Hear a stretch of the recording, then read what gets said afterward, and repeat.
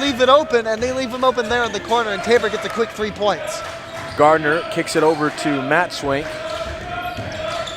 Can't get it to number 10 there, Stacker, but they do get it to Gardner. So you got 2 Swanks on the court. Gardner trying to set that up again. Good rebound. And a missed shot there, no foul called.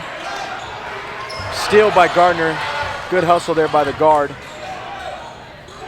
pass out to Stacker, kind of high. To Gardner on the inside, and he's going to finish.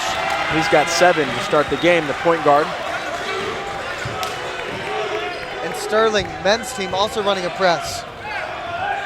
Oklahoma City, the junior, has a big start here for the Warriors as they are now up 9-3. And JT Nemeth again, off balance, doesn't get it. Gardner looking to push again. Ooh, Steal. And they get the steal! JT Nemeth coming down the court, and he's gonna get a layup here. Good job by JT Nemeth and Malik Brooks to corner Gardner at the top. Yeah, great job by Malik to come out and help there on that defense. Swank with the ball, over to Stacker. Looked to be a little move there on the screen by Swank. Good defense by Carter. Jednick with the hand up. Good hand on the ball. Good job by Andrew to help. Pass to Nemeth. He's coming up. Now to Carter. 9-5, Warriors ahead. DJ Bigsman getting ready to come in for Tabor.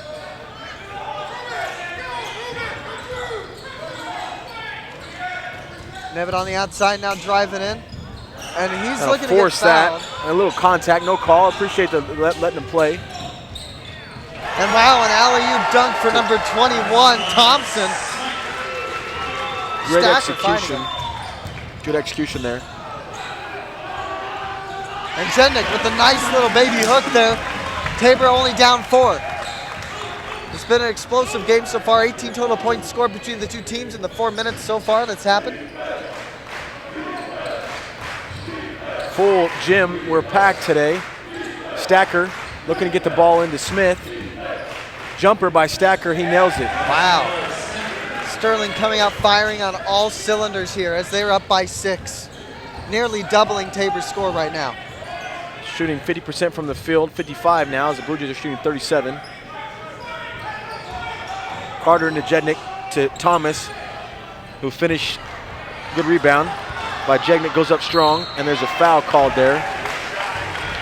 And they're going to give to Stacker, who looks upset, but the ref does not care, and he's going to get his first foul of the night. Second foul for Tabor as a team. First subgroup coming in now.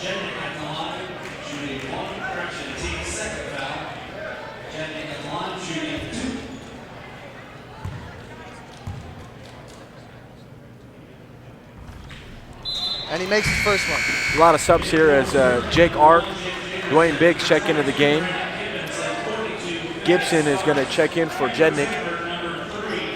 Jake Jaderson coming in for Sterling, as well as number 22, Brandon Givens. Jednick makes both. Good job, Jednick. Also in for Sterling's number 42, Feinhaus Starks. 13-7, 9, excuse me. 2 free throws by the Jays. I think a missed call there on the officials. There should have been a travel. Gibson matched up on the smaller guard, switches with Andrew now. Oh, I love it when Johnny Gibson and Andrew Thomas are in the game together, both Grenadians, and both very explosive at their positions. They play hard. So Jaderson must be the coach's son. There should be a walk. But they're going to give him a foul and a basket, it looks like. Took an extra step, it looked like to me. Won't go as far as saying all Sterling at this point, but good start by the Warriors. And Blue Jays just need to kind of weather the emotion and answer back. Starks at the line here, looking to complete the three-point play. Jednick with 5 rebounds already. Good start for him. And a missed free throw, that's good news for Tabor. Lance Carter bringing it up, gives it to Biggs. Tabor with a very deep lineup.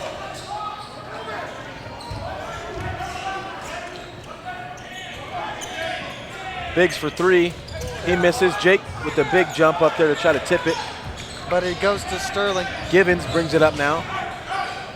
Out to number 21, Thompson. Starks calling for the ball inside. Stacker looking over here.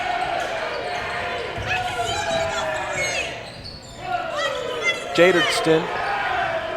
A screen by Starks. Stacker on the outside trying to find Starks in. Gibson on him. And they're going to call it travel. And that's going to go Tabor's way. 6-point lead here for Sterling is number 11. Fayola Oyatoyo. Oh, that's a mouthful right there. Good job. Good pronunciation. Singer, I am very proud of my enunciation abilities. Carter alley-oop to Thomas. And he gets it down! We love it when the big man flies. He's drinking his Red Bull tonight because you can see his Starks wings, fell folks. asleep on him. Whenever we see an alley-oop, it's usually Carter to Thomas. Good defense there by Dwayne Biggs coming off that screen. Good job. Another travel by Oyatoyo. Nice job by John Gibson with the block. Dwayne gets it. He's off to the races. They better stop ball. Nice pass to Jake Ark, who finishes it. Wow! And Tabor's back in this game just like that, only down 2. Jaderston passes over to 22 Givens, who Biggs is playing some aggressive defense. Starks looking to deliver the ball in the post. He gives it back out. Carter with the steal. He's got a 1-1 matchup. He's going to take it in for a missed layup there. A great effort there. Good defense. He's looking for the foul call, but quick he's not three in response by Sterling. Big rebound. John Gibson going to stay here. Loving the effort by John Gibson. He has progressed mightily as far as his development in a year. He's only a sophomore. He's going to be huge. Andrew Thomas leaving after this year. This is the man to take his place, and Johnny Gibson showing that he could be just as good, if not better, than Andrew Thomas is by his senior year. And that's all Micah Ratzliff wants. Different type of game. Andrew plays tough. He's got the leaping ability. Johnny hasn't shown that, but he's so strong. I could see him being a guy that gets the ball in the post, takes a couple of steps, gets a good look, gets fouled, blocks shots, boxes out. He's going to be a force if he keeps his progress. Ratzliff always likes to say that since before they weren't always running Thomas and Gibson down low. Usually it was Thomas and Jennick, but the Thomas and Gibson down low combo there keeps them both out of foul trouble. Usually Thomas can get into foul trouble as well as Gibson, but when they're both out there, really they realize that they can rely on each other a bit more and don't get in that kind of trouble so fast anymore. In for Tabor now is Chance LeBlanc. 12-17 to go in the first half. And wow, I think that was number 22, Givens, there on the basket. Quick off the inbounds play, so quick response there with the three-pointer. He hit some big ones for them in Sterling. 5-point lead here for Sterling. Jake with a good take. They're going to call a charge.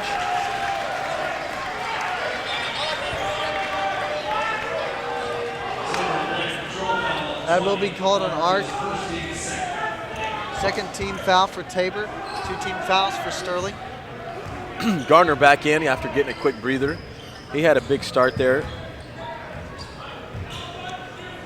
He's got 7 points on the night, leading all scorers. Big screen there. Missed shot. Good box out by Jake Ark. And Thomas is going to get the rebound there. That'll be his second. LeBlanc on the outside. Finds Ark. Back to LeBlanc. Johnny goes up strong. And he misses that. I'm going to call a foul on Andrew. That's kind of a weak call. A little bit of a flop. I believe that the commissioner might send a fine to Sterling College next week for a flop there, as you can't do that in the NBA or in NAIA basketball anymore. I would imagine. Definitely a late foul call there as well. Sterling up by 5. 11 minutes left to go here in the half. Student section getting up, defense. Big take there by number 11. LeBlanc Dwayne Biggs looks to run block. now. Nobody stops the ball. He's going to go all the way. Layup by Dwayne. Big job by Jagnick going up strong. And he gets it. That'll be Jednick's 6th rebound, I believe. Yes, it is. And his 3rd basket. That'll give him 6. Great job by Jednick to make this game only a 3-point one now. Gardner on Jagnick now, probably looking like he wants to take that match. He throws it away. The point guard, they've got numbers now, 4-on-1. And wow, I thought that was a definite foul by Gardner. And they're going to turn it over. Wow. Blue Jays had 4-on-1 there, and they can't get the layup. Disappointing. And wow, I don't know how they let that foul get away. I mean, Gardner definitely hacked LeBlanc there. Tabor's just not getting a lot of calls. I understand letting him play, but I mean, especially in a transition basket like that, you can't let him get away with it. You got to call the foul there. Eubanks in now for the Warriors. Screen by Smith. Switch up. Good job by the Jays. Jake Ark with the steal. He's got room now to go lay it in. Passes to Carter, who lays it up. Great unselfish play by Jake Ark. And this is now a 1-point game, folks. 17-18 in favor of Sterling right now, but that is looking to change. Blue Jays are at their best when they play unselfishly and share the basketball with each other, when it's not about the shots and how many I can get, when they just take care of the possessions and share the ball with one another. Gardner probably looking to establish another shot as he had a hot start. Illegal screen by Eubanks there will give possession to the Blue Jays. And they catch him on it this time. Stacker's going to come in for Eubanks right now. Blue Jays with the chance to go ahead now with their first lead of the game on this possession. This is now a close game. 5 turnovers for each team. Blue Jays with 5 assists, Sterling with 2. Malik Brooks getting ready to come into the game. He's a 3-point sharpshooter for this Tabor team. LeBlanc with the ball up top over to Ark for 3. Jake, good look, in and out. Looks like Sterling was going to give him that shot. Stacker, screen by number 11, Oyatoyo, and that's another turnover. Oh, looked like it was. Oh, and stepped out of bounds. Not going to call the foul. I thought they were going to call maybe a block. I mean, he could have, but probably a better call. If he would have shown a little nudge there, but John did a good job of holding his ground. Ref right there watching his feet. They get the out of the bounds call. Again, Lee Waldron here with Ryan Preheim. Yes, sir. Ryan's a freshman from Reedley, California. I serve as the director of admissions here on campus, and we're bringing you their play-by-play color broadcast tonight and on HD. And it's looking good. We got a camera feed right here, and wow, I'm a little bit jealous. It is looking good on your end. Malik over LeBlanc, being inside, out to Dwayne, who will take the 3-pointer, and he goes in and out with it. Looks like that possession, Tabor was really looking for the 3 there. Yeah, I like to see him go inside as some of their guys. Gardner looking for a shot there. He'll pull up. He misses. Rebound LeBlanc, pushing it, but they don't have the numbers. To Carter, who will take a 3-point shot, missed. That was a little bit short. I like to see the Jays work an offense, not settle for the 3. Carter's usually not hot from the right side of the top of the key there. Don't know why he really took that one. Oyatoyo with the screen there for Gardner. Inside of 34 Smith. Good defense by Jednick. Oyatoyo gets it there. Oyatoyo with the rebound there. Jednick with 6.6 rebounds, and he's on his way to a double-double. Sterling showing a zone right now. And wow! Chance LeBlanc in the 3-point basket to tie this game up 20-20 with 8 minutes left to go in this half. JT Nemeth looking to check in here for Tabor. It's a big shot by Chance to answer there. Now we're tied, so kind of evened out the momentum now. Stacker trying to get the lead back. He gets a little out of control. Almost loses the ball there. Swank gets a screen. Tries to find Smith inside. He does. Smith goes up and gets it in. Timeout called by Sterling. It will be a full. Our first stoppage of play as far as timeout. So we had 13 consecutive minutes of action. We're going to take a short break here. Thomas checks into the game. We do have the Warriors up 22-20. You're getting that feed of Micah Ratslif's timeout right now, and he's going to be saying a lot of things, but I think the main thing is you got to control the boards. You got to get up there. I mean, Jednick doing a great job of that, but Andrew Thomas only has 2. No one else is near that. While Sterling is rebounding very well and fighting for those rebounds. That's probably saying, don't get easy. Don't get soft. Probably telling his guys, are you just blatantly, are you awake now? Because 7:37 to go, and you kind of slept for a few minutes there and dug yourself a little hole. You fought back, but are you guys ready to play in front of your home crowd now? And hopefully they are, because we would hate for them to lose their automatic bid at the #1 seed in the conference. If they win this game tonight, they clinch. St. Mary's can't win it back if they win tonight. And if they lose, that means the whole #1 seed could be on the line Saturday, and we don't want that. We're trying to just get this going and win this thing tonight. Yeah, you're in control of your own destiny right now. No, doesn't matter what you win out, you're good. That's how you want it. You don't have to depend on, oh, that team has to lose in this. That's where other teams are at. Right now, the Blue Jays are up top in the leader's position, first place now for 3 weeks, and all they've got to do is take care of their own destiny here. JT Nemeth bringing it up for Tabor. He's got 5 points on the night. He's out to LeBlanc, who just hit that big 3. Wow, I don't know how that's not a foul. Andrew looking to get the ball inside the post on Smith. Match up there maybe in his favor. He's working hard. He's being pushed in the back there. No call. Carter with the layup. Andrew with the tip. And that's going to be his second basket of the night. Did have that big alley-oop dunk earlier. Andrew can create a lot of opportunities if he stays active, whether that's looking for the ball and then after the shot. A lot of contact going uncalled in tonight's game. A crazy shot there by Thompson. But it goes.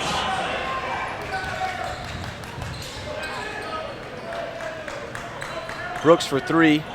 He nails it. Wow, good shot by Brooks. Not the guy I would give that much space to. He's the best shooter on the Blue Jays team. Maybe Baker would be in there too, but a natural, pure shooter who's got the confidence would be Malik Brooks.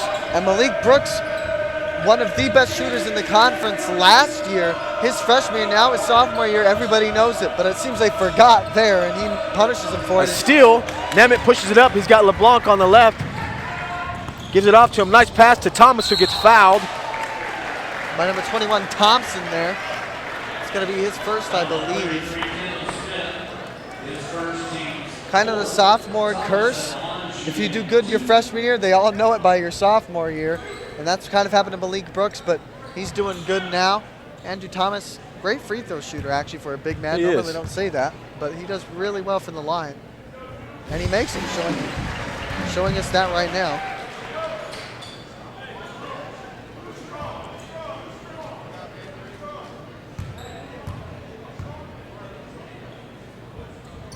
Makes them both. Good job, Andrew Thomas, giving Tabor a 3-point lead.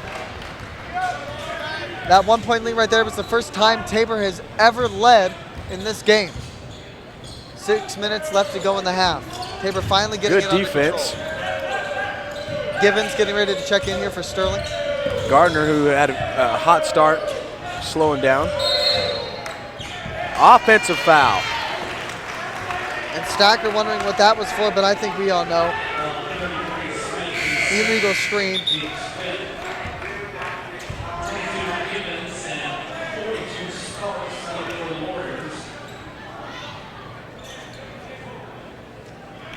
Lance Carter's going to inbound it here.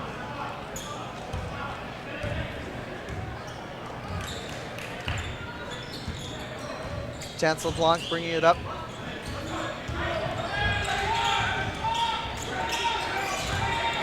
Lance with a great move, gets fouled and the basket for Lance Carter.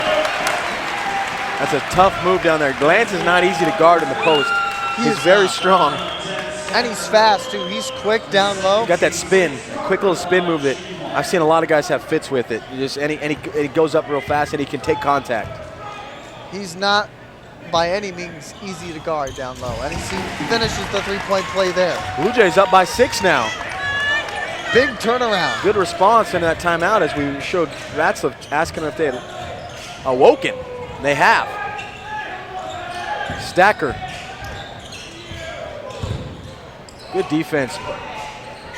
And Carter doing a good job. In and out. That ball kind of just popped out of there.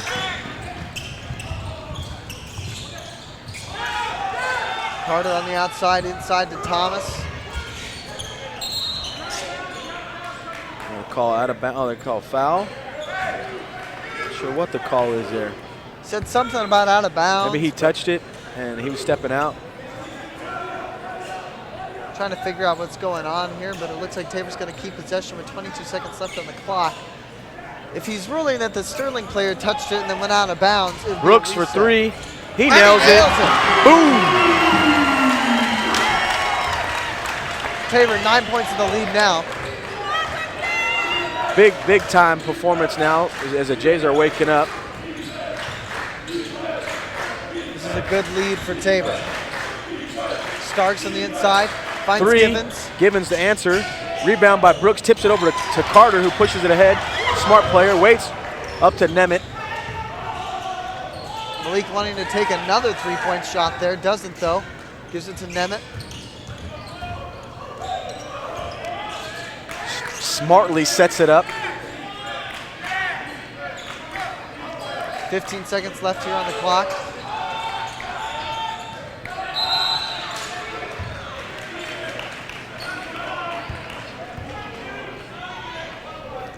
It looks like that foul's going to be called on Starks. Starks. And because that is their 7th foul, they are now in the 1-and-1. There's a bonus. And it will be Andrew Thomas at the line. He's got 6 points, 3 rebounds so far. Kind of looking like his normal game right now.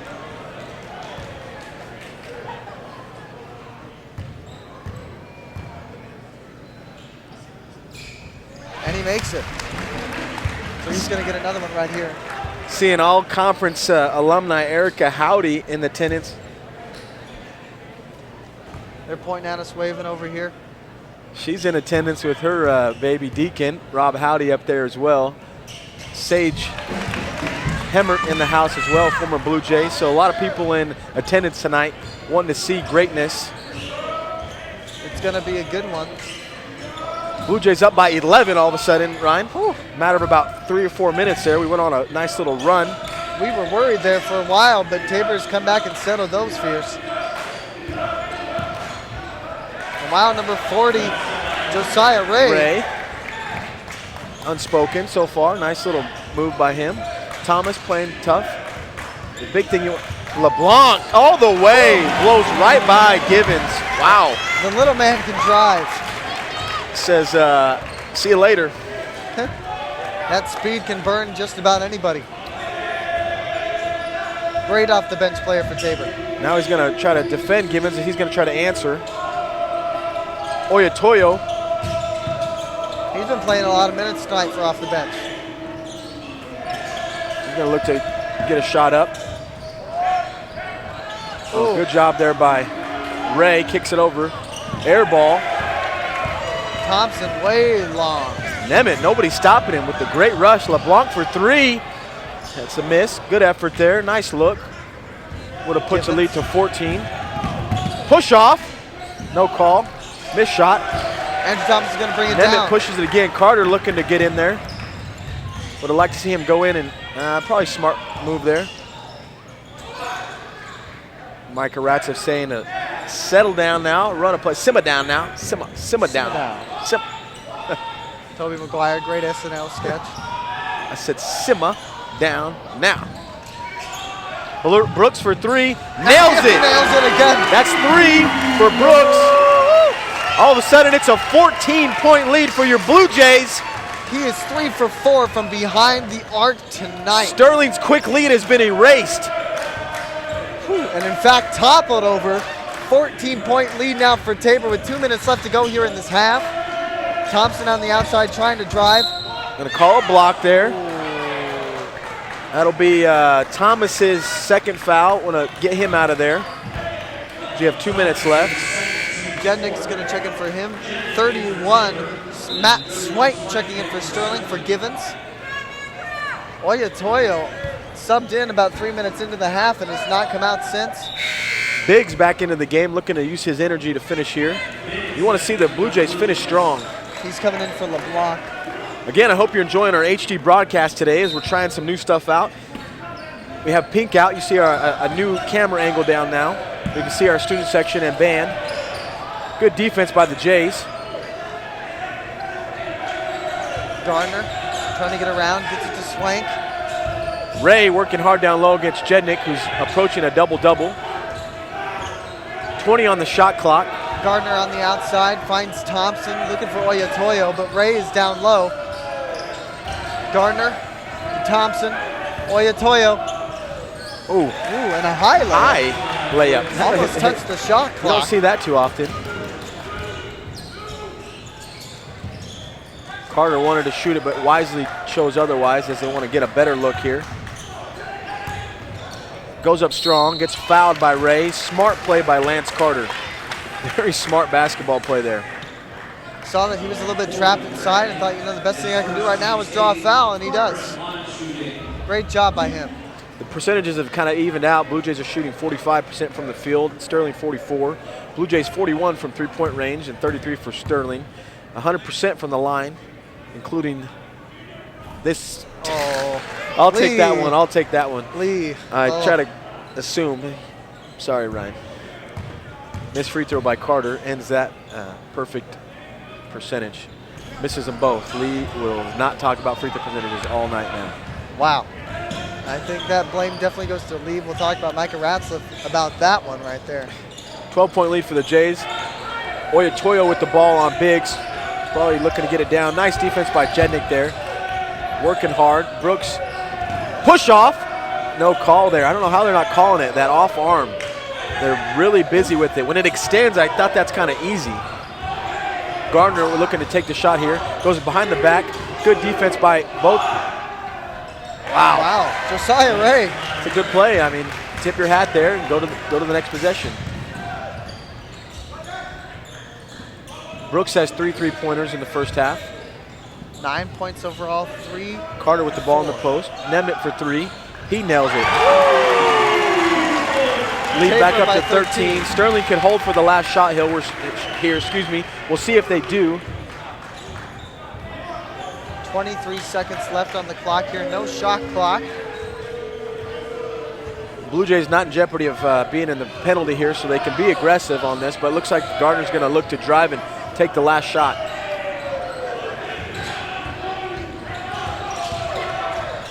Ray will shoot the 3. And nail it. Wow. Apparently. Not expecting of that one. Big shot for Ray. Malik Brooks kind of having a little fun and shooting from behind half court. Hits. So the Blue Jays will go to halftime with a 10-point advantage, 43-33. We will take a short break. We will focus in for some more competition here as we have a chance for some students in our student section to win a flat screen TV if they can make a layup, a free throw, a three-pointer, and a half-court shot under 35 seconds. Don't forget, we will have that halftime interview with Sean Reed coming in about 6 minutes here. So be ready for that. That's going to be a good one. He's going to talk about a lot of stuff. So be ready. But right now, go get something to eat. Go get something to keep you warm if you're cold out here on this nice winter afternoon. But stay tuned. We'll see you soon.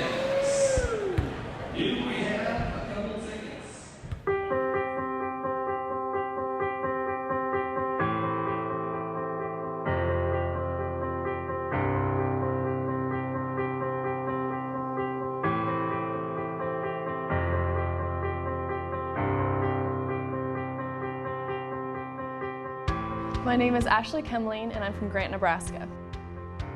My academic experience here at Tabor is a very personal kind of experience compared to the big universities and other schools that don't have that one-on-one connection with the professors or even the president of the college or just other staff who really care about us. We cover a lot of broad ranges, and the top 3 are education, business, and science.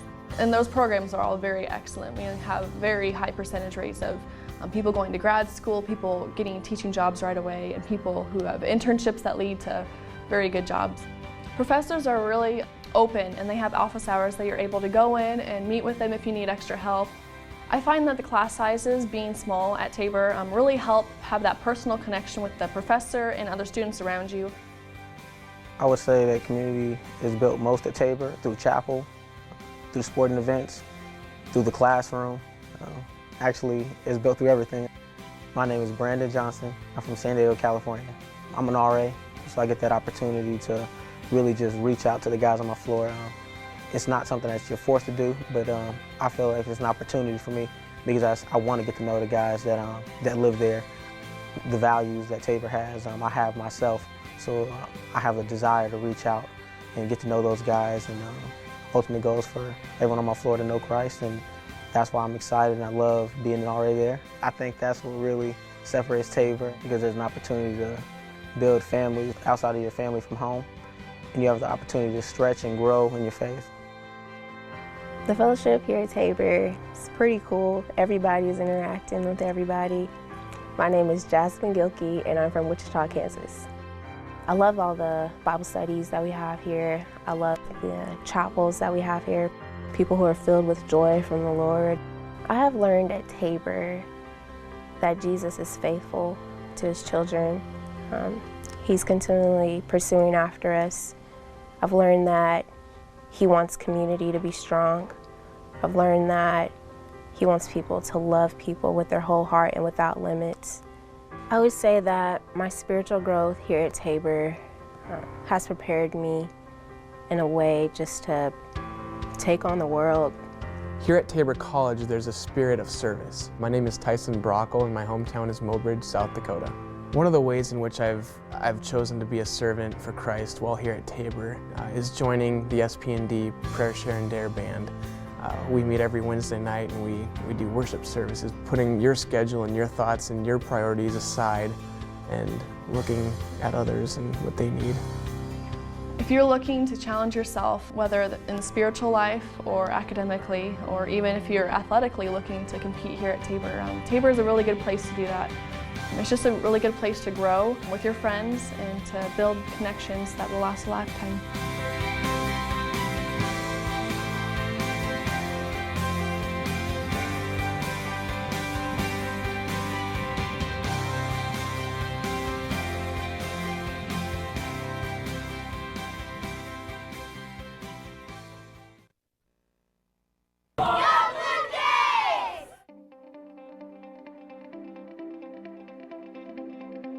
It's really amazing to see how Tabor has grown since I've been here.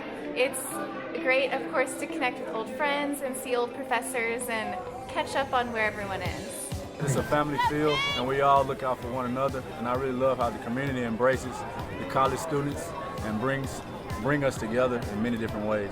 Seeing old friends, primarily. Seeing old friends and having some of the old memories come back. It's a chance to renew the community that's here. And all generations. The neat part about homecoming is that you have the older folks and you have the young folks and then you have the ones that are right in the middle and you have young families and you have the ones that have graduated on to a different season of life, and everybody's together and enjoying the spirit of what Tabor is.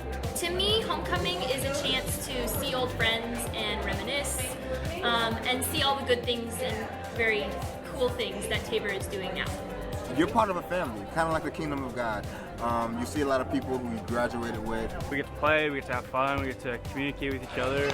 Being from Canada, I now have a lot of connections down here in Kansas. I actually got to meet a few of the alumni that actually did come back, and I've never seen so many like bright and shiny faces. Like they would just walk into the cafeteria and point at people and be like, "Oh my gosh, I haven't seen you in years." Well, I thought it was a really nice day, and it was really nice to see some alumni. I haven't seen there's some people that came back here that I haven't seen for a number of years, so it's always nice when you get a good homecoming crowd.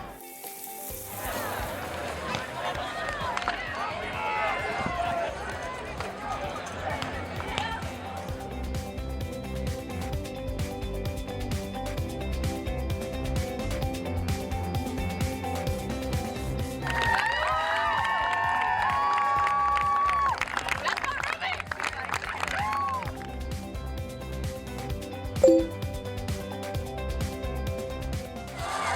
to go!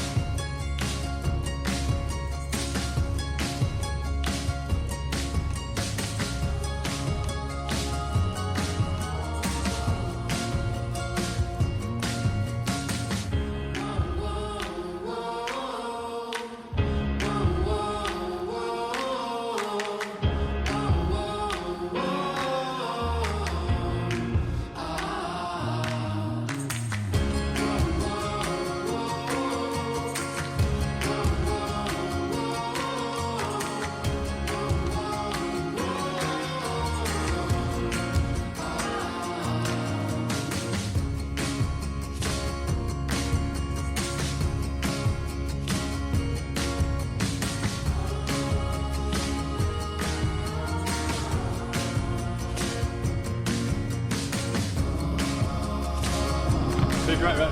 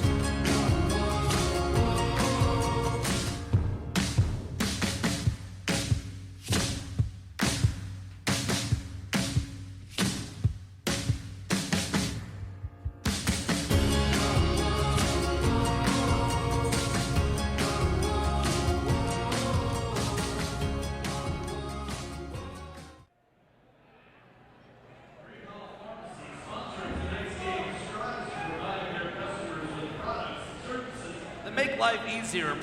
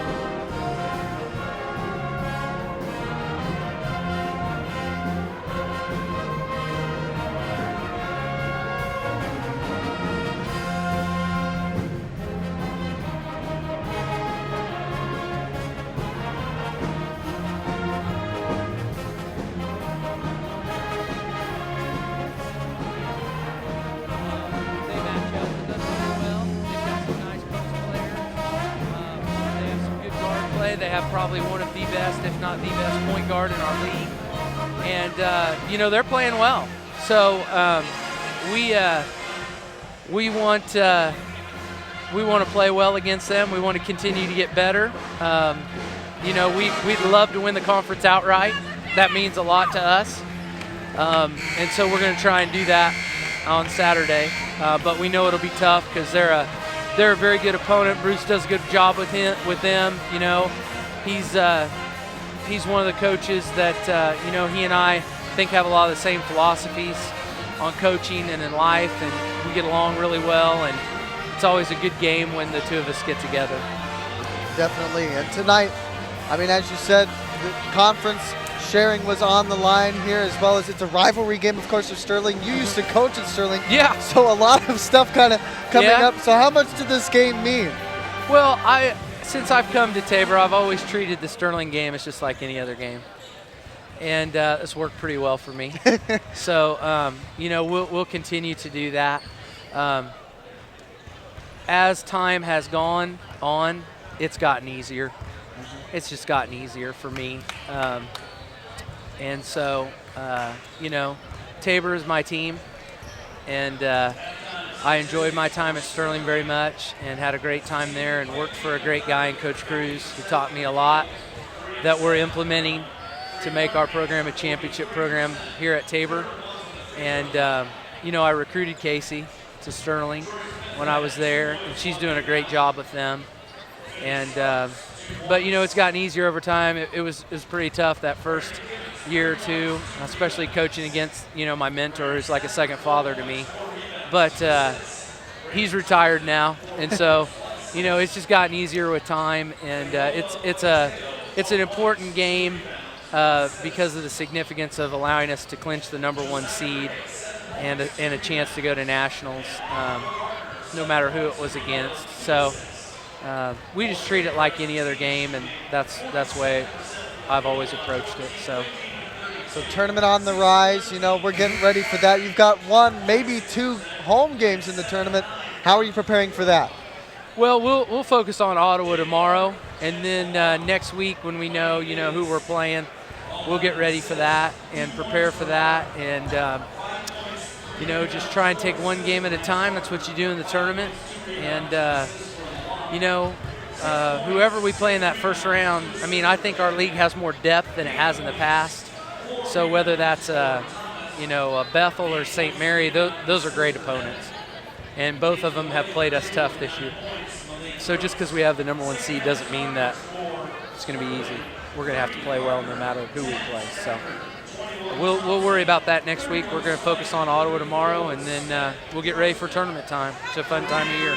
Yes, it is. Thank you again, Coach Sean Reed. Thanks, Ryan. We'll see you Saturday. Yeah, thank you. Appreciate it. And there we go. Coach Sean Reed coming off a great win by 20 points here today. And we're going to get ready to start this second half of this Tabor game. My partner in crime, Lee Waldron, about ready to step in here as he's talking with Coach Sean Reed himself. Gardner bringing it up, finds Swank to Thompson over on the other side. Back to Swank. There we go, Gardner on the outside. Find his way in. Thompson with the pull-up jumper misses. No shot and a foul called somewhere. I think it's going to be Thomas? That's what it looks like as Lee rejoins me at the table. And yeah. Wow. They're going to call it a push-off. It's kind of a Took cheap 17 call. seconds to get his third foul. Well, that's not what you wanted if you're a Blue Jay fan. Kind of a weak call. Gibson, Carter up to Nemeth, who's going to have a wide open layup. Nemeth, the best fundamental player on this Tabor team, tries for the steal off the inbound. Gardner trying to come push again. JT's done a great job of responding there after quick buckets by Gardner to stay on his hip. JT Nemeth with great speed. Good pass. And Smith off a great pass by Gardner will score it. 10-point game here. Tabor still in the lead with 19 minutes left to go here.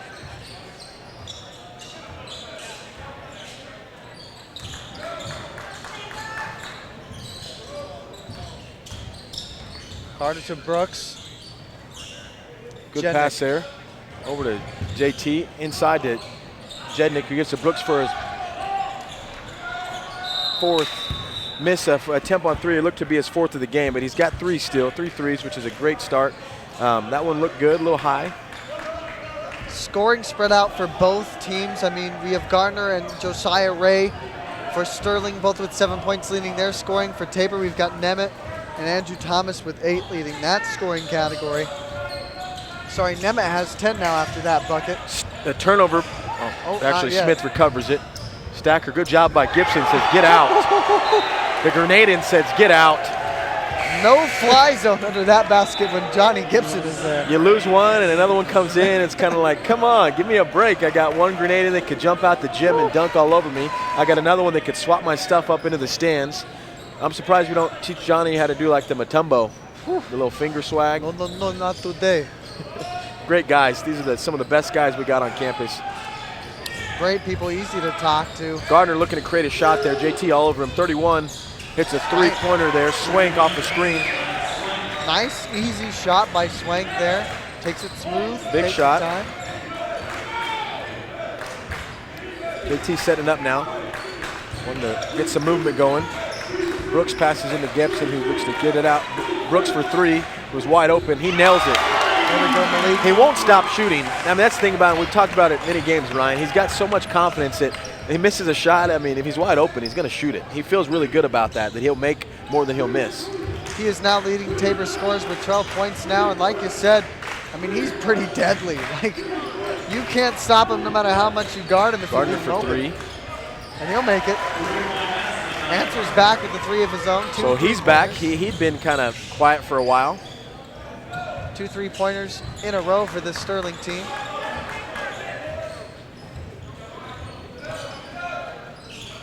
Carter looking for Nemeth. Can't find him just yet. Finds Malik Brooks instead. for three.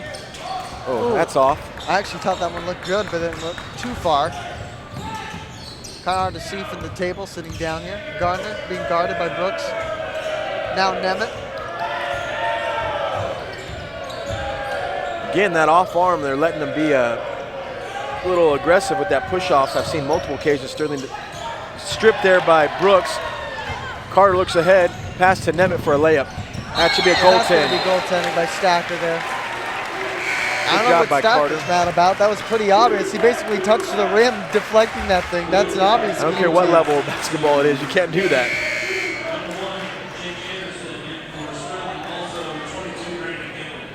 I mean, looked athletic, but it doesn't matter when the ball's already going down and you hit it. That's an easy call and a good one by the ref. Tabor Blue Jays on top, 50-41, 6:51 to go in the second half. Competitive game here, even though the 9-point lead does not tell the full story of the game. It's been a close one. Sterling came out firing on all cylinders and definitely beating Tabor to the ball in many different ways. Last touch by the Blue Jays, it looks like. Blue Jays getting their hands on a lot of balls. Yep, Nemeth looked to have touched that one right before it went out, looking for the steal there, but he does make a good defensive play anyways. Smith looking for Givens. Givens. Jaderston. Jaderston. Stacker looking to get going again. Jaderston to Stacker. Stacker getting upset now. Like obviously distraught after the goaltending and the travel call. Lance looking to pass, which wisely decides against. Wanted to shoot it there, had a mismatch with Jaderston on him. But he'll Carter drive goes instead. in. Gibson with the big rebound, goes up for an easy 2. You don't see him dunk often, and he doesn't there, but he's real smooth off his hand. He's easy to float those ones in for him. Jaderston, Ray, who had a big 3 right before half ended. He's got about 7 points, I think, at least 5.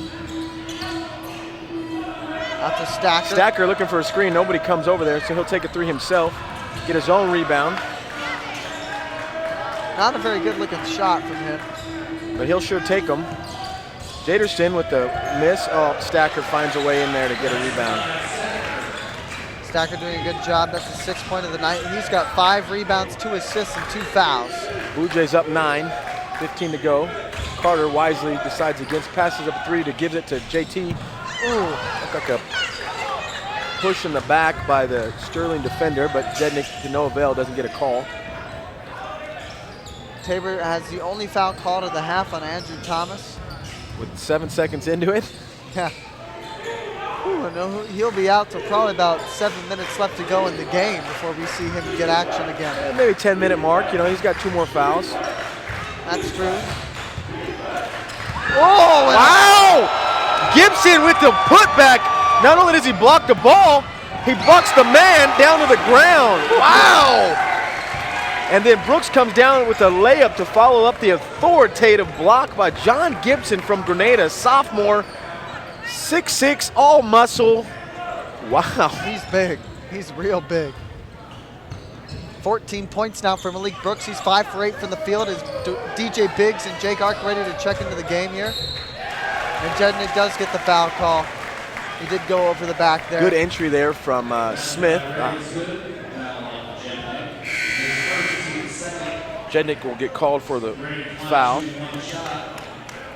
Brooks and Nemeth. No, Brooks is going to stay in. Ark is checking in for Jednick. Looking for a smaller lineup here for Tabor. Lance Carter is able to play that 4 if they need him to.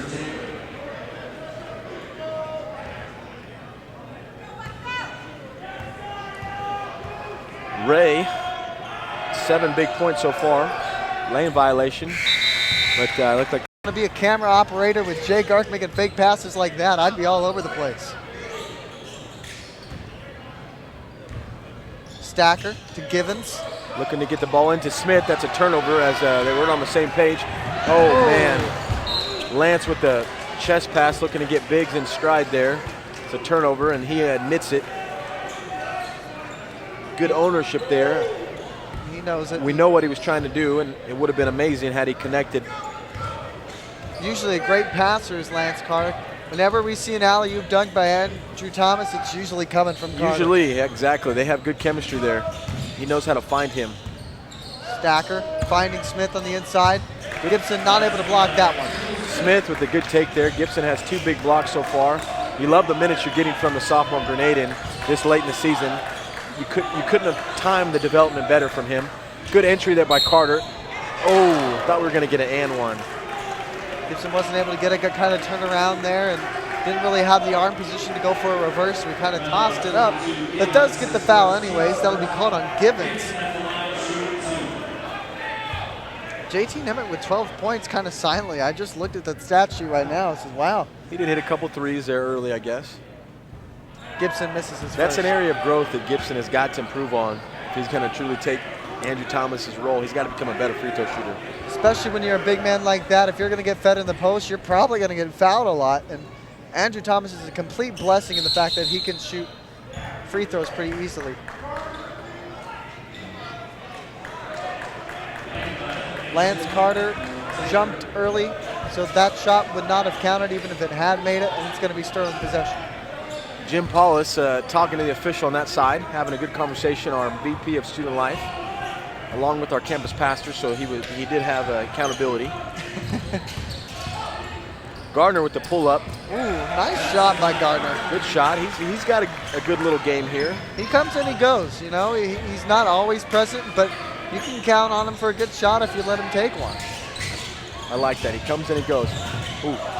Brooks with the jumper. He misses that, so Blue Jays on the verge of giving up a few baskets in a row here. They're only up by 7 now. You know, Brooks, great from behind the arc, definitely, but that 10 to 15 foot range, you know, not his best shot. Walk. Should be a travel by Stacker, and he's not having his best second half.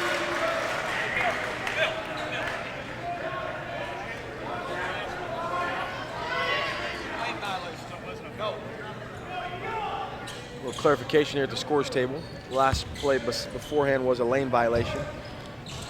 Gardner looking to guard Biggs. There is indeed a difference between violations and fouls, folks. Violations often do not cause in a foul called on a player, but they do cause in sometimes. Brooks for three. Misses. John Gibson with a big rebound. I love that he stays up high with the ball. Gibbs gets it into Malik Brooks, who, whoa, gets the roll.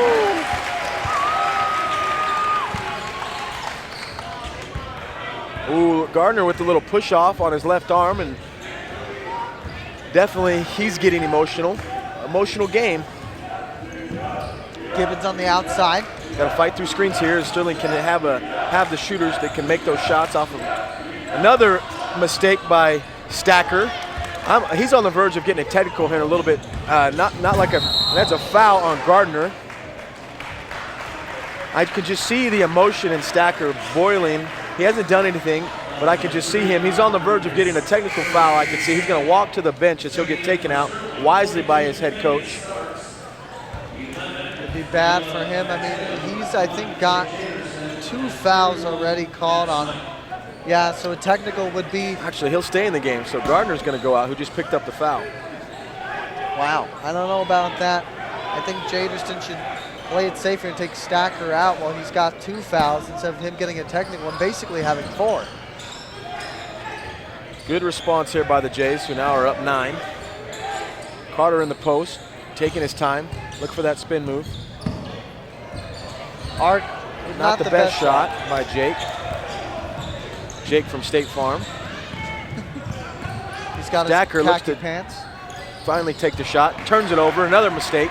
Carter with the numbers. He will take it in for a layup, uncontested. Stacker, again, I'm just waiting here. He's made about 3 to 4 critical mistakes in the last few minutes. Lance Carter with 7 points now in the game. Stacker on the drive, does pass there. Gibson with another block. And Johnny Gibson with a full-on swat. Wow. That ball might as well have been a fly because Gibson destroyed it. Get out. No fly zone for sure. Don't bring that in. Johnny's having a game. Woo.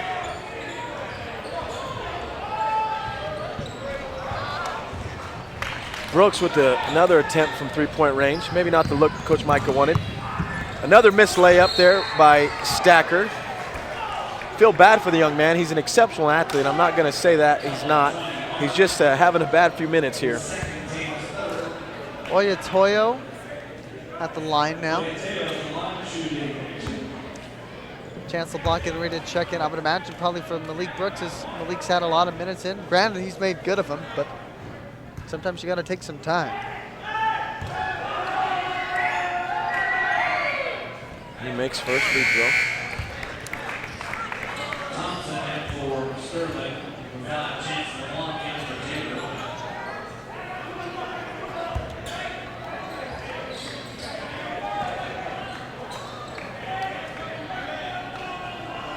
Oyatoyo makes his first. He's about ready to take a second one here.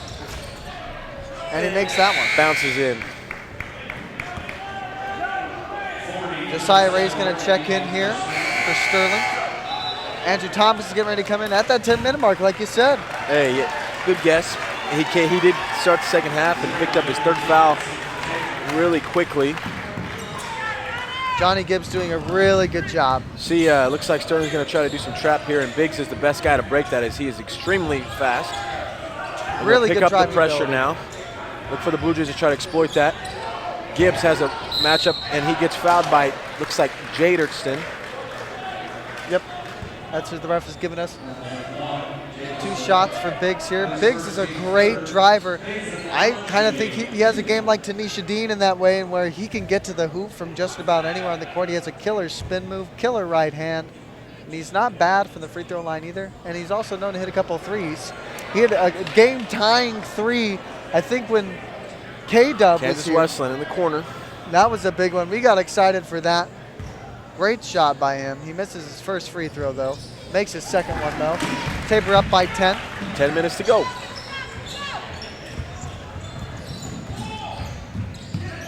Jaderson getting a lot of minutes. Intelligent player.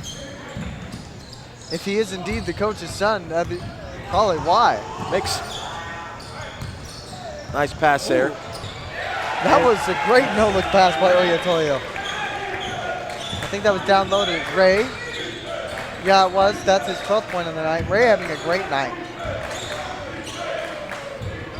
LeBlanc gives it to Biggs, who passes over to Jake Ark, gives it over to Dwayne. Looks to get to the hole. I'm going to call it a turnover. 8-point lead now. Oyatoyo passes it into Jaderson. Swank, Thompson, and Ray down the court. Ooh, and a foul called on LeBlanc.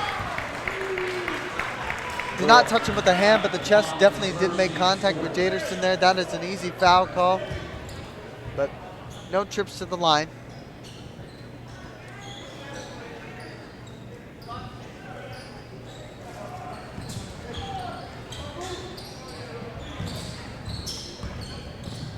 Jaderson trying to find Ray inside, and he does, and a nice basket by Ray. He's had a pretty good game. Now it's a 6-point lead by the Blue Jays. Biggs goes in for a layup. And he gets it. Wow. He was turned around. And good looking shot. 8-point lead by Tabor. See what Sterling's answer is. Andrew working hard in there against Ray. Out to Thompson. Back inside to Ray. Straight up. Gonna call that foul on Jake. Interesting call.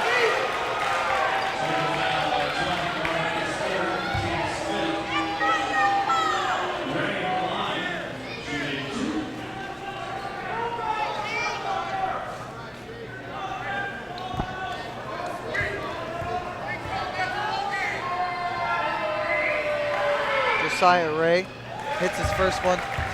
Lots of tension over that foul call. Both sides even. Yeah, we're getting there. This is intense moments here. You got 8:50 to go.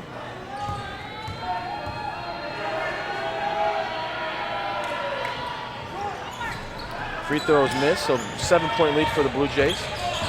Jake Ark having a nice conversation with the ref there. It's a bad decision by Lance. Tries That's to throw a lob. Need to take care of the ball.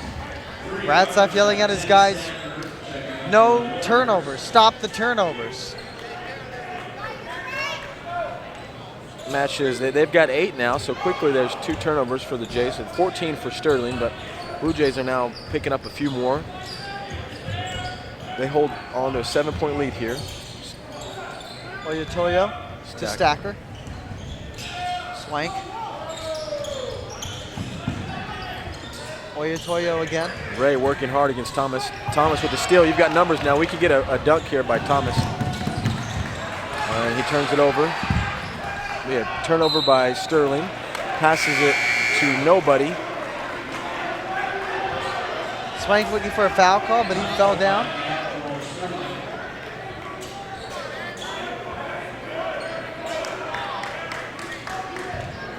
Andrew should have had a layup there, so really Blue Jays luck out getting the ball back. Andrew should have taken his time and just got a layup, maybe a jump stop. Swank did get kind of rough. Was quite mad about the no foul call on him, but I mean, he got a break there. Don't see why you should be complaining then.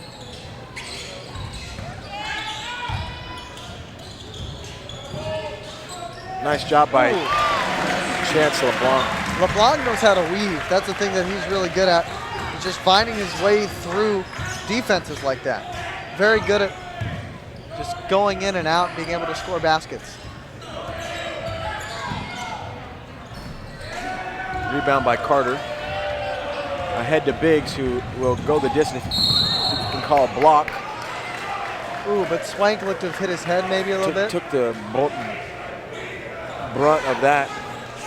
Sterling looks to maybe call a timeout here. Timeout Sterling. Tabor up by 9 with 7.5 minutes left to go here. 5 fouls for Tabor, 4 fouls for Sterling. Looks like that timeout is actually called by Tabor. Maybe not. Oh, I thought I saw the Sterling coach give a call there. It was not. I saw Micah Ratzlaff asking the ref full or not, but I thought he was actually telling the ref full. But nope, Tabor did not call that. Sterling indeed did. This is turning into an intense game. I mean, it's kind of slowed down at this point, but it stayed pretty even. Yeah, you got 7:30 to go. Looking at the shooting percentages, Sterling actually has the upper hand just by a knack. That's been corrected. So Tabor shooting exactly 50% from the field. 25 of 50. Sterling 48%, 49 if you round up. 3-point range, Tabor is 8 for 20, and Sterling is 5 of 10. That's a big difference. I mean, Tabor taking 10 more threes, but only making 3 more than Sterling has so far. Not a number you want to see. Very even down the middle on rebounds and free throws. Tabor has had 4 more free throws, though, and double the amount of chances. Even on assists, Tabor has 5 more steals, dominating performance there. 6 less turnovers, also dominating 3 more blocks and 3 less team fouls. Tabor kind of ruling the game in some of these secondary categories. The name of the game is finished now here for the Blue Jays. Josiah Ray leading the scores for Sterling with 15 total points. Stacker has 7 rebounds for them, and Gardner has 4 assists. Brooks leads Tabor with 16 points, and Carter leads them in rebounding and assists with 6 each. But John Jednick has 6 rebounds himself, so that's a tie there. But Carter with 6 assists. He is a passing machine, as Tabor is now up by 10. And Stacker getting a little bit physical, pushing DJ Biggs a little bit on his way back, but he's got 6 points. He cooled off a little bit. He had quick buckets there at the beginning, just like Gardner did. Take the ball away is the chant. Stacker with the ball on the outside. 19 seconds left. Inside to Thomas, now to Stacker. Stacker's gonna get a basket and a foul. Strong move there by Stacker. And foul's going to be on DJ Biggs. His first foul of the night. He's been staying out of foul trouble. That's good for him.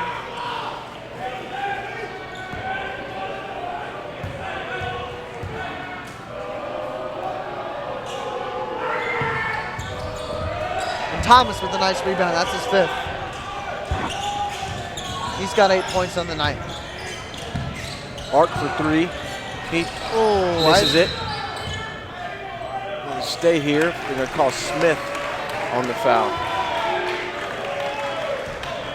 Hold is the call, so Thomas is going to get a chance at the line to give himself They're not quite in the one-on-one. I think the next one.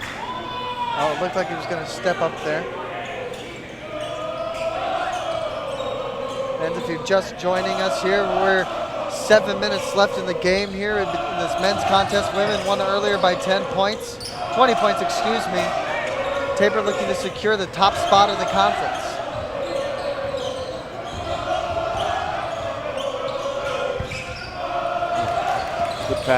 Good job by Thomas going up strong, gets the 2-point bucket. Nice little baby hook. Smith gets the brunt of that as he's holding his facial hair. Good help, no call. Smith, strip. I'm gonna calling a 2-shot foul there. Generous call there. Smith at the line. Arc has 4 fouls. Wow, that kind of slipped past us. So Brooks will check back in.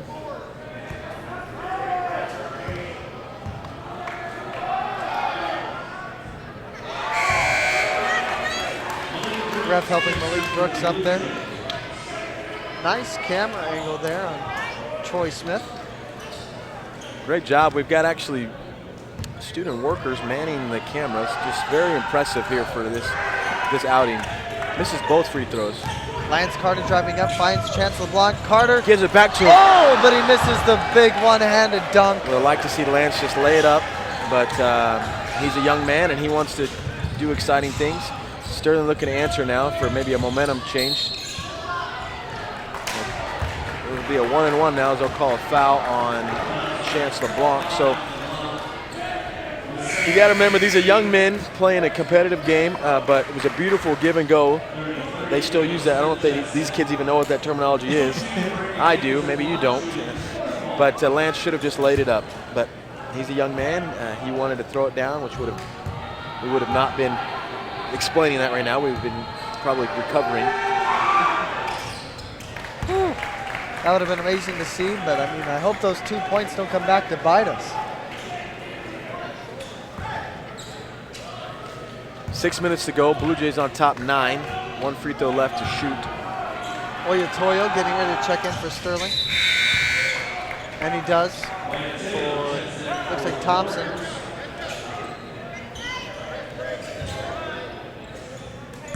The press now being applied by Sterling.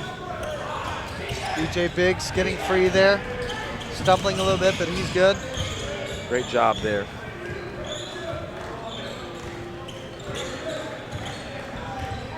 Looking for somebody. Finds Carter on Oyatoyo. He's going to drive a bit. Oh, Lance, the bad pass. But he won't get hacked. He'll go to the line. Lance, I think, is just trying to do too many spectacular things, trying to get this momentum started here, but it's costing him. Goes for the one-handed dunk, then he misses it. Tries to find Andrew Thomas on the alley-oop, but way overshoots it. He does make the free throw.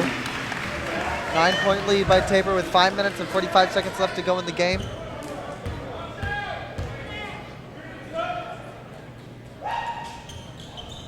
Ooh, misses the second one though.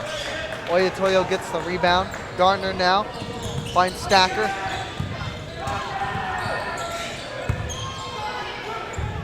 Smith inside. Goes up strong. Nice move by him.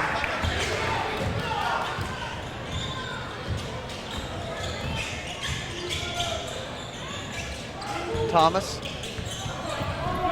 Oh, that won't go. He'll hustle back now as Sterling is going to push now. I'm going to call a block. His chance was set, but the movement there. So you have 2 shots now.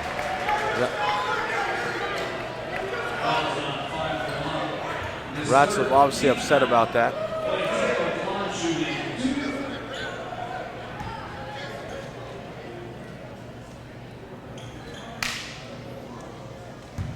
Trying to listen here on the conversation between the ref and Ratzlaff.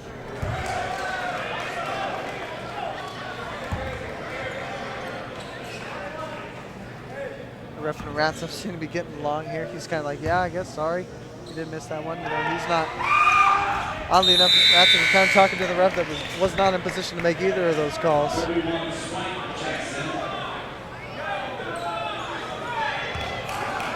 Tabor up by 6 with 5 minutes left to go here. They're looking to take control, get some momentum, and carry this game out versus Sterling. Huge rivalry game. Chance with the missed shot there. Dwayne gets a rebound, gets a board, goes up, has an opportunity for an and one. Misses it, but he is fouled, and he will get 2 shots at the line. And Gardner's going to get that foul. He's got 12 points at the night, second in scoring for Sterling. Josiah Ray is 6 for 6 from the field, although sitting out right surprising. now. He's had a good game, though. He has, definitely, and only 1 foul on him, so I'm not quite sure why he's on the bench for Sterling right now. Especially this late in the game as DJ Biggs nails that Timeout. second one. So 7-point lead. Okay, we got 5 minutes. Take a look at, see how that St. Mary's game is playing out. Whew. Taylor's got to do a lot of stuff. It's a heart-wrencher right now. I can barely breathe, really. Tabor holding on to a 7-point lead right now. St. Mary's up by 6 against Bethany. If the Blue Jays were to win tonight and Bethany were to defeat St. Mary's, the Blue Jays would clinch the conference championship by themselves. With the win, they clinch at least a share of the title.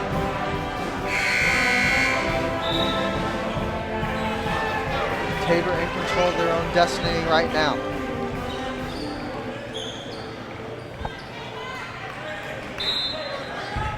Ooh. Gardner bringing it up.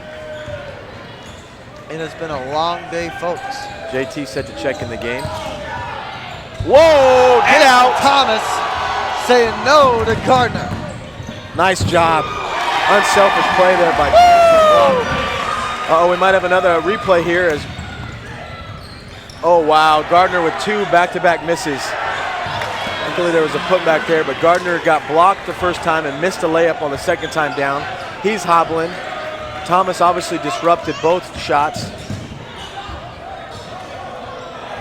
Swank on Carter. Carter inside, and Thomas is guarded by Ray. And Thomas is going to get the and one. They're going to call foul on Ray. Push on Ray. He thought it was an offensive foul. Thomas now has 10 points with a chance for 11. He's 4 for 4 from the line tonight. He's only got 4 rebounds, though. Not a whole lot. And just like that, Josiah Ray's out of the game again. I really don't understand why, Lee. Well, I mean, he's had some good looks, but I mean, he's not. Yeah, you're right. He's played a pretty good game. 7 for 8 from the field, 17 points for the man. You might look at that afterwards, like on the stat sheet, and be like, I should have played that guy more. Maybe the coach, I won't let him know. Yeah, maybe we shouldn't go tell him how his stats are. Blue Jays up by 10. Thompson. 4 minutes to go. Bouncing around, Biggs gets the ball, gives it to Andrew, who will finish this. Lays it out. I thought he was going for the dunk, but we'll take the 2 points. Take the layup. We'll take the layup. That's a good decision. 12-point lead. Missed layup. Ooh, and Smith. By Smith. Blue Jays need to settle down now. Simmer down now. Simmer down now. Cross court over to Brooks. Whew, we need to run a set. That's what I'm yelling if I'm Ratcliffe. Run the clock. 3.5 minutes. You're up by 12 points. Ooh, and a nice lead right now, but don't get too comfortable, Tabor, because this could be taken away at any moment. Turnover by the Blue Jays. Ratcliffe not happy about that one. Not the best timeout by Sterling. Ratcliffe's going to let his team have it right here. He is not happy at all. You can see it on his face. They've got a 12-point lead, but he's probably saying you can't throw away possessions like that. I mean, there's probably a better pass right there. You know, if you don't have the open guy, you find it. And he is giving it to him. He is passionate, folks. I have never seen Ratcliffe this passionate about a game, and he's got a 12-point lead right now. Yeah. That's how committed he is. I respect that, man. You know, I love the coaches that get after their guys and hold them accountable to the type of performance they expect. I mean, you're in your home court, full crowd, you have a chance to win a championship. There's nothing less but the best execution. Plus, you want your team to play good basketball. Definitely. A great coaching way in that.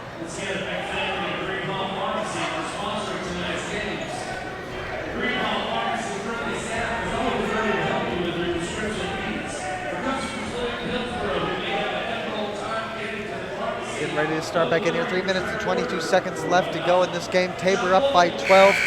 Each team, well, if Tabor fouls, it's going to automatically be a two free throws where Sterling has one foul to give. 3:22. Both teams are shooting free throws in the case of a foul. Really hope you're enjoying the high definition broadcast. A little trial run here in Blue Jay Nation Sports Broadcasting as we're looking to try some new things out, and I hope you're enjoying the different angles. We've got a great crew. All student crew, by the way, except for Chris Glanzer, who's behind. Missed layup by Smith.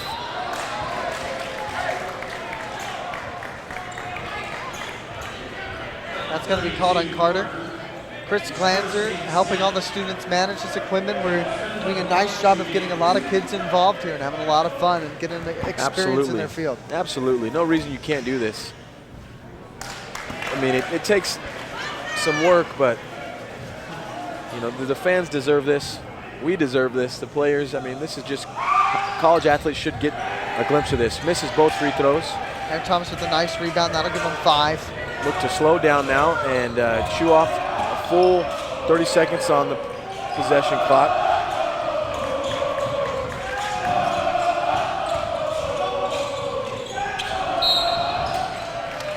A foul called on Smith. Yep, it's going to be Smith. Thomas has got 15 points, 5 rebounds tonight. 6 actually now. That's a good number to have. Thomas is getting to the line, which is exactly what you want to end the game. He's got, honestly, a quiet 16 points, I believe. I mean, yeah, definitely. I mean, he hasn't been a real explosive like a Malik Brooks, but I mean, he comes in when he needs to. Much like Gardner, you know, come and go. Masi Menos. Nice. 80-66. 14-point lead with 2 minutes and 51 seconds here. You saw the JV guys put 91 on Sterling, so the Blue Jays varsity lineup is approaching that number. Gardner with the big shot, 2-pointer. And I'm excited for that JV team to come in and be the varsity team soon. Brooks for 3. Not out. Just a little. I wish they would just slow down there and use 30 seconds off the clock. So they waste 4 seconds, miss a shot, give up could have been a 3. Need to slow down now. Would love to see Lance pull up here and just take his time. And it'll be an and 1 by Lance Carter. It's fine, he ignored me. I'll take it. We'll take the and 1. So it's up by 14 again. Big moment.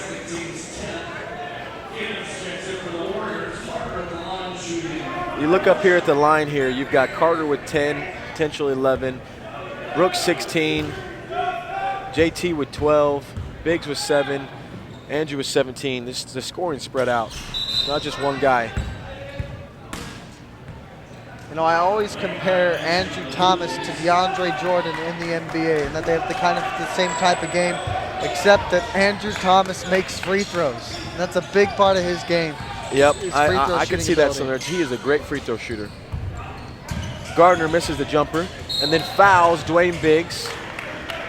So Biggs will head to the line. Gardner misses a shot, gets a personal foul, so stops the clock, but Biggs will go to the line with the chance to push the lead to 14. And quickly, Sterling has lost that foul to give and is now in the double bonus. This is the points where you kind of pad your stats here if you're Dwayne Biggs. And he misses. Ray checking back in, who's had a great night for Sterling College. Doesn't really have a whole lot of minutes either. 7 for 8 from the field, 17 points, 5 rebounds, and an assist, and only 2 fouls. And he did nail a 3 right at the end of the first half. He's been all over the place, but I mean, not getting a whole lot of playing time this second half. Not really knowing why, but I would have played him almost the entire second half if I was his coach. Maybe give him a 2-minute rest break, but I mean. A 3-pointer by Gibbons, so Sterling obviously going for the 3s now, trying to climb back in. Gardner going in, working. JT gets a jumper. Nice shot by him. Really, I love this stat line.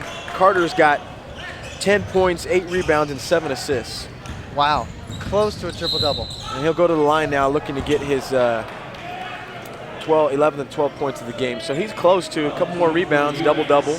Get some quick assists here. He could have a triple-double. If I remind you, Championship Monday last year when Tabor College defeated Sterling College to go to the national championship, he did have a triple-double. A lot of points for 42 points, 19 rebounds, and I believe 12 assists, something like that. It was just an incredible line. Huge game. Something you video game numbers.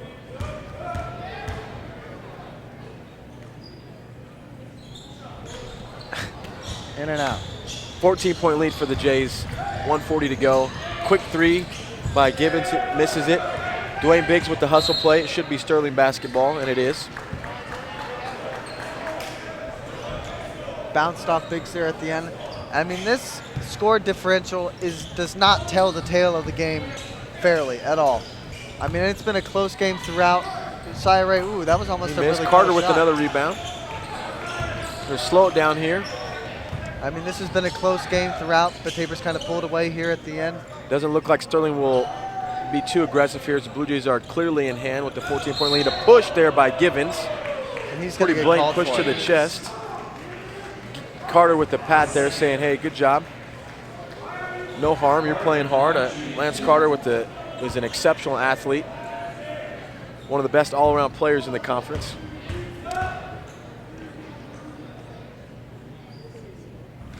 But needs to improve on his free throws. He's not done well from the free throw line today. 3 for 7, now 3 for 8. That's 5 points he should have.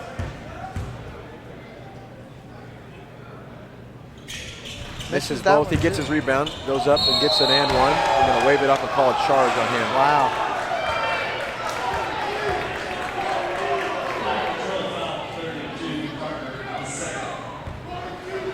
.112 to go. Tabor's got this game in hand, I think. No one can really score this many points in a minute, although we've seen bigger comebacks than this. Offensive foul on Gibbons, trying to push off to get a three-pointer. So it will be a change of possession. Looks like Sterling might be going deep to their bench, getting some guys in that haven't played much. Davison coming in for Gibbons. Oyatoyo coming in for Thompson.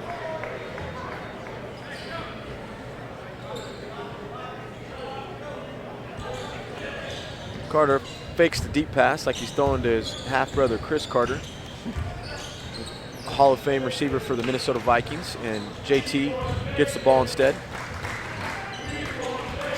We're going to finish this game out. 53 seconds left to go in the game. 20 seconds on the shot clock.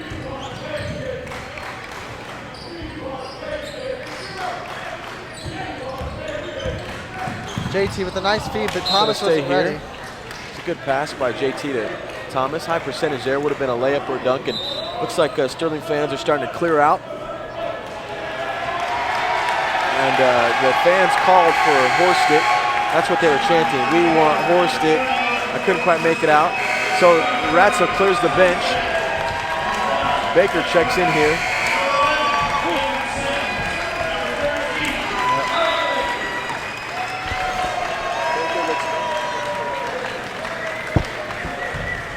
Baker making his first appearance in the game here. Jalen Sims also in for the first time. 5 new guys, so great performance by the Blue Jays. Would love to see our fans stand in appreciation in just a bit. Yeah, 30 seconds, 37 seconds. Thomas Bacon, Jordan Horstick, Nick Rice with the shot. And your Blue Jays will sweep tonight. I believe that's their 3rd or 4th sweep in a row as they're really handling things.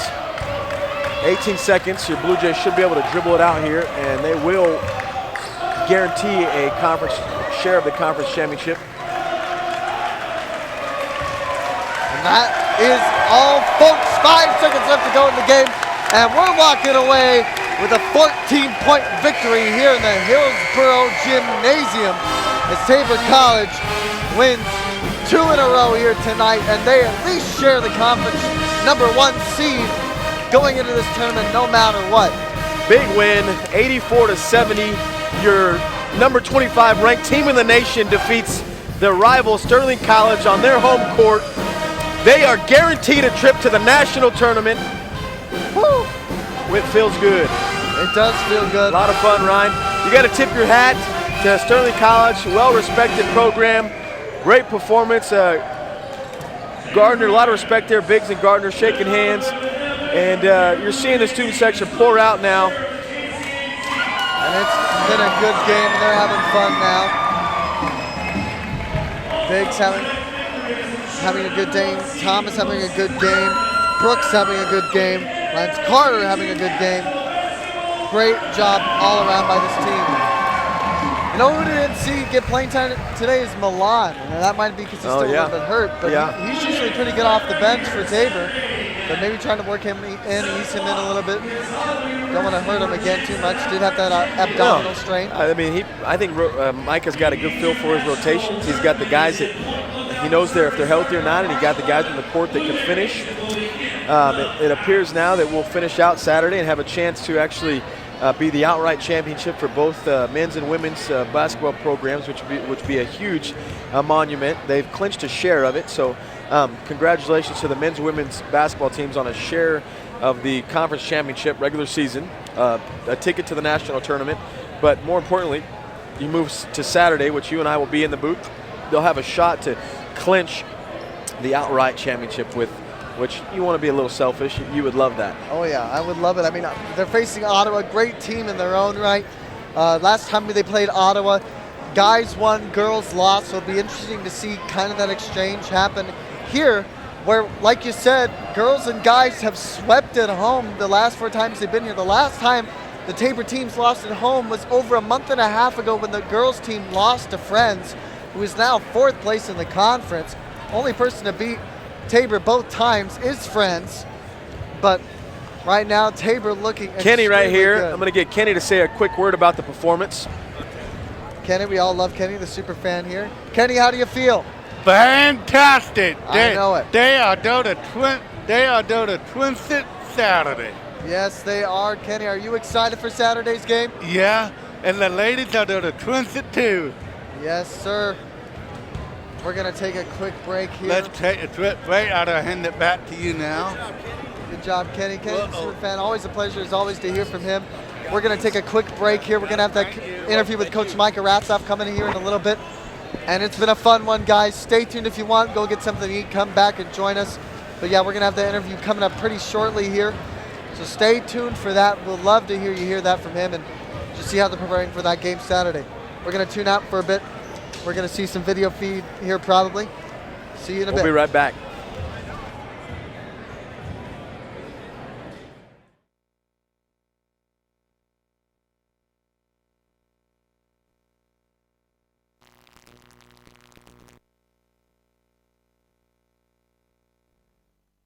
Welcome to Tabor College, a Christian liberal arts school located in the heart of America.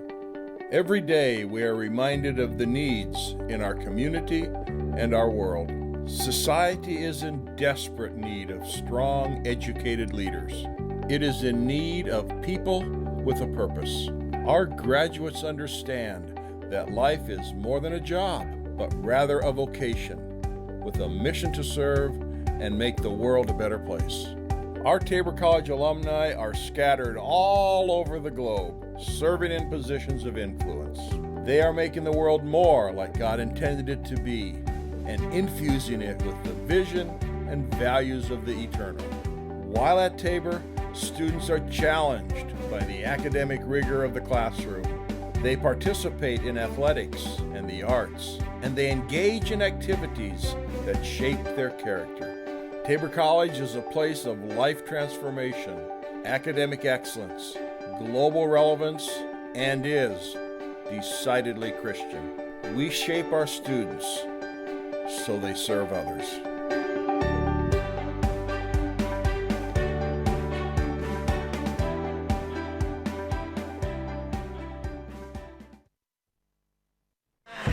Can't stop, won't stop. Where the bricks at? I give him that diddy bop. Like take that, take that, take that, take that. I'ma put in work.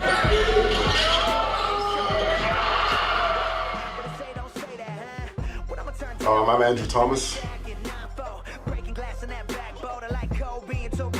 I'm from Grenada.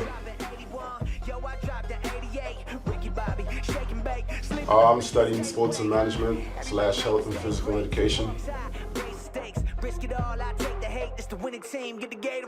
My dream job is to be a coach, if not, probably, personal trainer or basketball agent.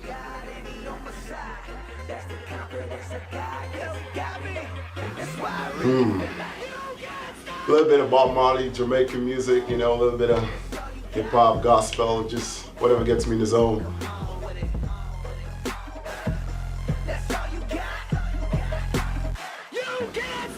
Coach Ratzliff, let me see. What is wrong with you? What are you doing? Yeah, that's my favorite one.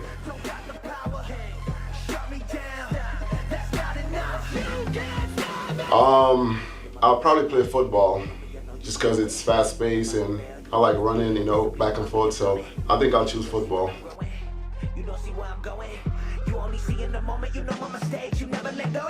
At Tabor College, I like the people. The people are, real friendly, real nice, good people to be around. They support you in everything you do, and, the whole school itself is just a good place to be.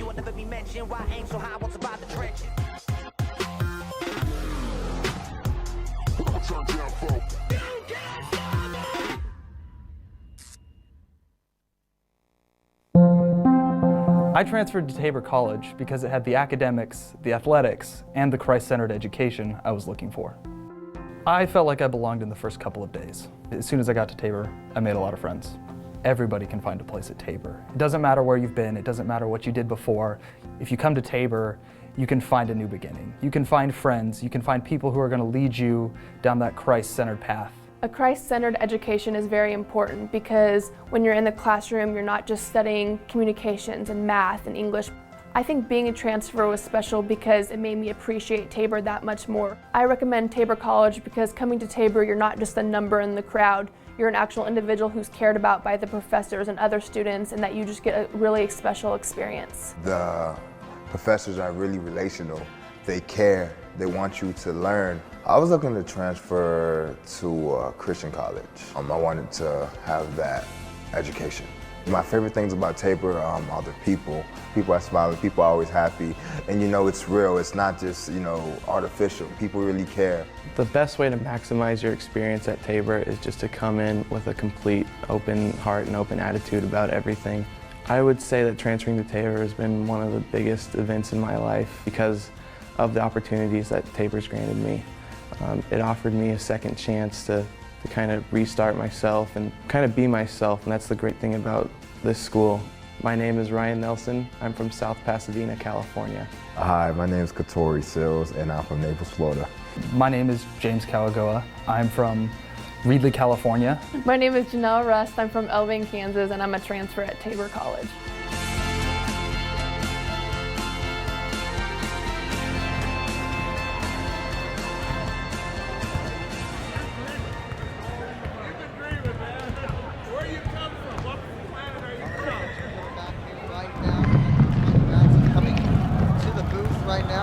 Discuss the end of the game, and then we'll give you those final stats in a little bit, but we were discussing a little bit right now. He's sitting down, and hope you guys enjoyed the game so far. It's been an exciting night. And here he is, the man of the hour, Coach Ratzliff. How does that feel? It feels really good. I'm not gonna lie to you. It didn't feel so good getting dumped with water in the locker room, ice water, but no, it's all great. I'm so happy for the guys. We were just talking about walking into conference play 2-7, and us telling them it's okay, guys. It's okay. Listen, we've been through a tough road, but we're going to be all right. It's going to be good. We've dealt with a lot of issues that other teams may not have to deal with, until later on in the year. Let's get them out of the way, and I felt like that was a big deal. We talked about, we've won, I believe it's 15 out of our last 18 games, and we've struggled to find ways to win early on in the year, and now we're to the point where even without hitting free throws, we're actually able to find ways to win. But yeah, no, it's it's just glory to God, and he's been good to me and my family and our program, and we're just really blessed with a really good team and good attitudes and guys that want to work hard. Going into the second half, 15 seconds into the half, Andrew Thomas picks up his third foul right there on the push. Right. What then was your game plan in your mind for how you were going to stay into that game? Yeah, I was really excited that I had kind of forgot that he was on the bench. Looking up, there's 10 minutes left, and I'm thinking he doesn't have 4, and I knew that. He only has 3. What are we doing? Get back in there, And so, it was. I thought about it right away. We just told him do not foul, and he went in and got a foul. And he obviously doesn't. No one's meaning to foul, but it happened right after we said don't do it, and so for about 10 seconds we're thinking, God, okay, we need someone else to step up or whatever. But then, we got through that, and we got good minutes out of a number of guys. It wasn't a ton of flow. I thought we did a fantastic job of getting out and going and running. Every chance we got, I thought that was a big difference for us, and it sparked a couple runs throughout the game, and we get up 10, and then it would get down 6, and then we get back up 12, and I just thought when we really needed a bucket, we found ways to get it, and it wasn't just one person the whole time. It was a number of different guys. So. Johnny Gibson, talking about him, he had 5 blocks on the night. 5 blocks. Those were good ones too. He made a guy fall down. He blocked him so hard. I love Johnny. The one thing I've always said ever since I got him is the guy he can defend, and he's turned into a pretty good shot blocker. He wasn't real good at that at first, but he was really good on defense, and now he's learning how to move his feet like he did when we got him, and block shots at the same time. When you can do that and rebound, and we don't need 15, 20 points a night from you. We just you kind of have your own personality if you're that guy, and I would love for that to be his personality. Score around the rim and control the basket on the defensive end is huge. So yeah, he was big for us. Looking at the Sterling sheet right now, the only real player that was a real threat, you got Garner, who was in the whole game, but Josiah Ray coming off the bench. Yeah. Now, for some reason, in the second half, they didn't play him as much. We were kind of talking about that. But how did you try to limit Josiah Ray on the inside? We didn't even. It sounds bad, but we didn't even discuss it, actually. He got a lot of layups because our bigs were helping over on the dribble, and then they would dump it down for layups. And a number of times our 4 or 5 spots were coming over to help, and the guy guarding the basketball was actually back in decent guarding position, and so they didn't need to help quite as much. But we're all week long, all year long, telling them to come off their man and help, and so they're doing what they've been taught, but they actually went a little bit overboard, and then we just didn't have enough backside help, or if it was straight on with the goal, there's usually not any backside help if it's in the middle of the floor. So they just got really easy looks, easy layups because we just didn't rotate well, or because our big did a little bit too much of helping over. But their Gardner was really good all night. That's he hit that mid-range jumper, and that thing was deadly. So he's a really good player. For you guys, how important was Malik Brooks getting hot early on? Yeah, no, it's always big. It's hard to stay hot for a whole game, but if we can get him going through a spurt, he's capable of hitting.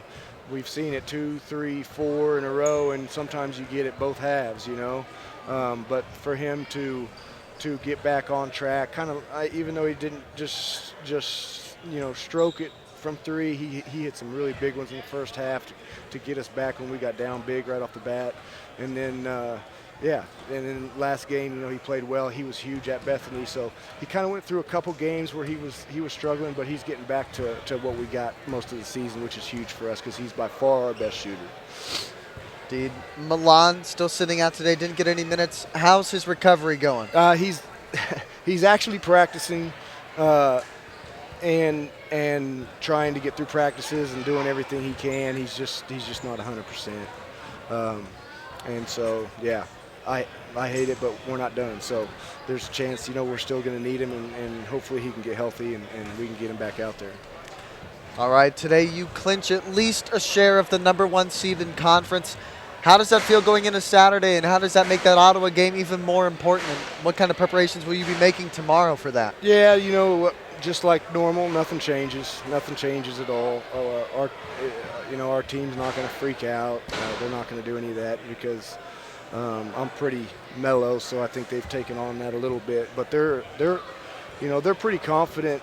And we're getting pretty feisty on the defensive end, even though we're not just locking up like I'd like to. But we're getting really, really scrappy, and guys are playing extremely hard, and that's a really big deal. So, it's a huge game. Another chance to play, which is great. Another chance to play while you're at the top, which is great. And another chance to prove that we feel like we're the best team in the conference. There's no doubt. Yep. Thank you, Coach, once again. It's great to watch you play. We'll see you again Saturday. And thank you. Looking forward to those hopefully two conference games.